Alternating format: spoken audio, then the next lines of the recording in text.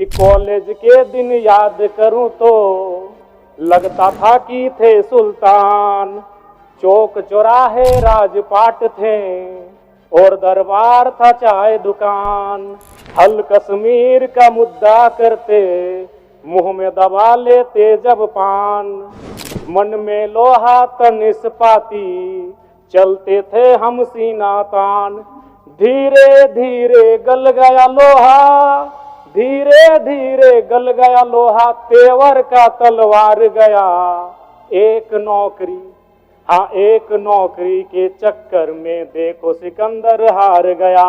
एक नौकरी के चक्कर में देखो सिकंदर हार गया। जी हाँ, धन्यवाद अध्यक्ष महोदय। सर समय का ध्यान रखिए। माननीय वित्त मंत्री महोदय ने कल बजट को पारित करने से पूर्व इस राज्य के तमाम बलिदान पुरुषों को याद किया, और चूंकि मैं उन्हें सुझाव नहीं अनुरोध करूंगा, चूंकि मेरी आयु से 1.5 गुना उम्र का उनका राजनीतिक जीवन रहा है। मेरी आयु 30 साल है, उनका राजनीतिक जीवन 45 साल का है। महोदय, निर्मल महतो, अगर देश में भगत सिंह का नाम आता है तो झारखंड में निर्मल महतो का नाम आता है। बजट में उनको आभार जताना छूट गया। मैं आपसे अनुरोध करूंगा जब अगला बजट पारित हो तो निर्मल महतो का सम्मान, उनके बलिदान का सम्मान रखा जाए। धन्यवाद अध्यक्ष महोदय। माननीय वित्त मंत्री जी के द्वारा प्रस्तुत बजट पर अपने विचार रखने आया हूं। वित्तीय वर्ष 2025-26 के लिए 1,45,000 करोड़ रुपए का बजट आया है। आंकड़े सुनने में बहुत अच्छे और बेहतरीन है, लेकिन जब इस पर कार्य धरातल पर होगा अध्यक्ष महोदय तो बहुत बड़ी उपलब्धि होगी। निसंदेह इस राज्य सरकार की एक महत्वाकांक्षी योजना रही मैया सम्मान, उस पर लगभग बजट का 9.5% प्रावधान दिया गया। लेकिन मेरा मानना है अभी भी 2 महीनों से मैया सम्मान योजना की राशि निर्गत नहीं हो पाई है। तो कहीं ना कहीं इच्छा शक्ति का अभाव, बजट कितना भी विशाल बेहतरीन क्यों ना हो, अगर कार्य करने की इच्छा शक्ति ना हो तो उस बजट का सदुपयोग नहीं कर पाते अध्यक्ष महोदय। इस बार कृषि में 4,587 करोड़ का प्रावधान है, जो कि सराहनीय है। लेकिन चूंकि मैं एक युवा हूं और युवा होने के नाते इस बजट से युवाओं के लिए कोई विशेष प्रावधान नहीं दिख रहा अध्यक्ष महोदय। मृणाल जी की एक कविता मुझे याद आई है कि कॉलेज के दिन याद करूं तो लगता था कि थे सुल्तान। चौक चौराहे राजपाट थे और दरबार था चाय दुकान। हल कश्मीर का मुद्दा करते मुंह में दबा लेते जब पान। मन में लोहा तन इस्पाती चलते थे हम सीना तान। धीरे धीरे गल गया लोहा, धीरे धीरे गल गया लोहा, तेवर का तलवार गया। एक नौकरी, हाँ एक नौकरी के चक्कर में देखो सिकंदर हार गया।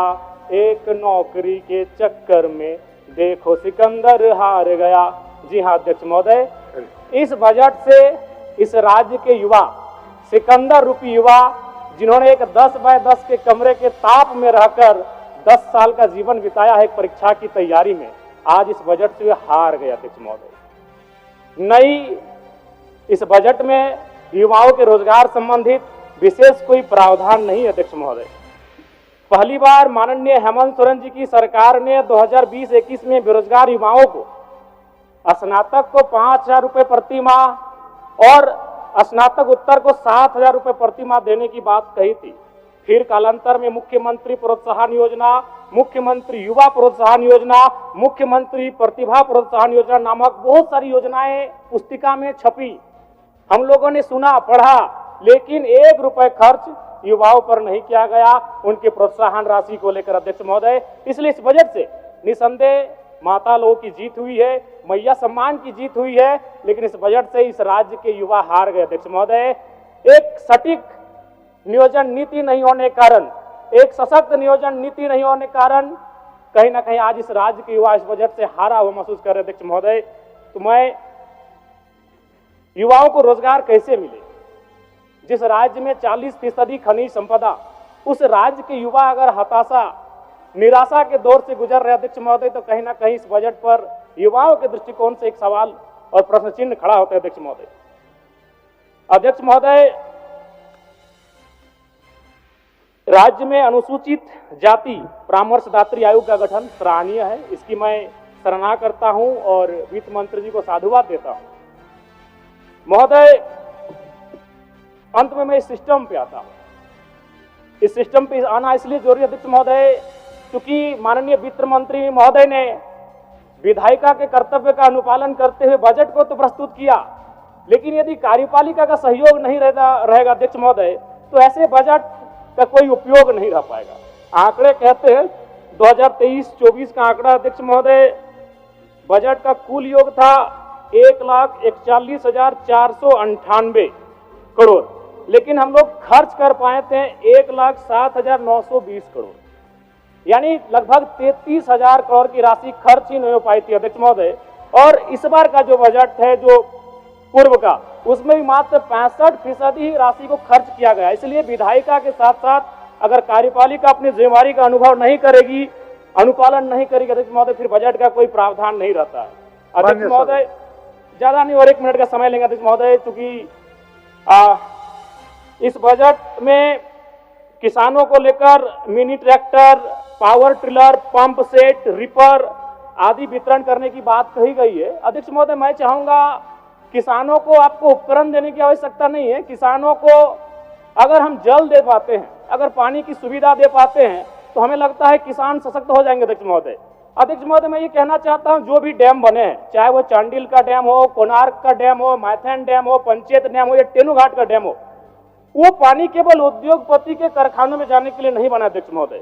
तो क्यों ना सरकार एक प्रयोग करे, जैसे कोणार्क डैम विष्णुगढ़ ब्लॉक आता है, तो विष्णुगढ़ ब्लॉक के 5 गांवों का उदाहरण प्रस्तुत कीजिए, वहां सिंचाई की व्यवस्था करिए और कम से कम कृषक को उन्नत बनाने का प्रयास किया जाए। अध्यक्ष महोदय, मैं इस बजट में सुझाव का अपील करता हूं अध्यक्ष महोदय।